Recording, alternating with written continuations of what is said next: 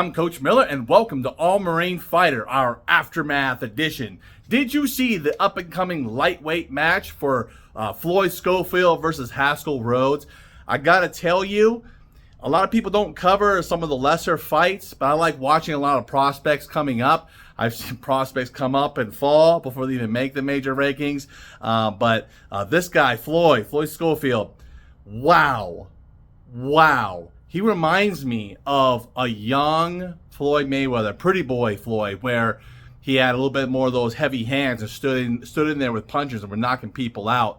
He was switching from both right-handed to left-handed stance and was doing it with ease, which is not easy, okay? Probably the most prominent fighter that does that back and forth right now at ease is Terrence Crawford. He's very well known for that. But the fact that this young fighter, he's only like 19 or 20, I think 19 at the most, to be able to switch back and forth, his combinations, his movements, he was walking down Rhodes and just thumping him with shots. He got a real good knockdown in round 2 and also in round 7. I gotta tell you, there was one knockdown where Rhodes just straight walked into a left hand. It was like a left hook, I believe it was, where Rhodes was kind of curled up a moment there and just got nailed hard. Personally, I didn't think he was going to get up from that. And though Rhodes is more of a journeyman kind of fighter, I got to tell you, he was very, very durable. He wasn't that good, okay, like skilled, like technically.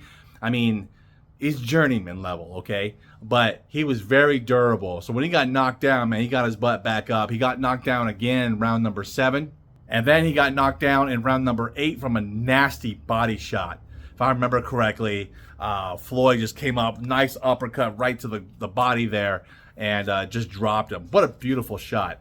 And what was pretty significant about what Floyd was able to do that fight, which helped show if he's going to be able to take the next step up, is how do you deal with tough journeyman fighters? Although he was dropping Rhodes, he just couldn't get him out of there. I mean, but he was thumping that guy hard. So I don't want to say, well, Schofield just couldn't close the show. That wouldn't exactly be fair because some dudes are just tough. I mean, they'll go down, but they'll get their butts back up, all right? I think Rhodes is a tough dude.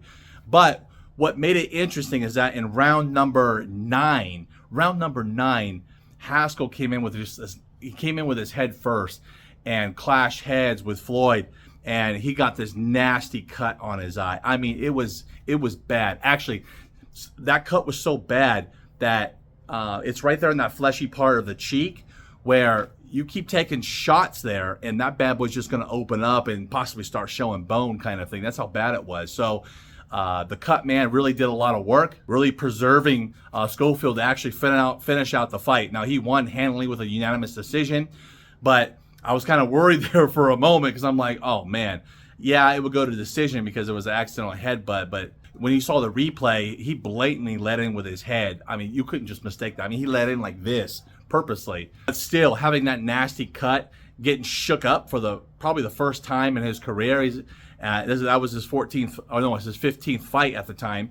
Be able to show his durability in getting shook up, getting a nasty cut, and still being able to finish the fight strong. He still took it to Rhodes. Took it to him, just laid it on him. He was even messing around towards the end, doing the kind of the twirly hand thing and just nailing him. I mean, it was awesome.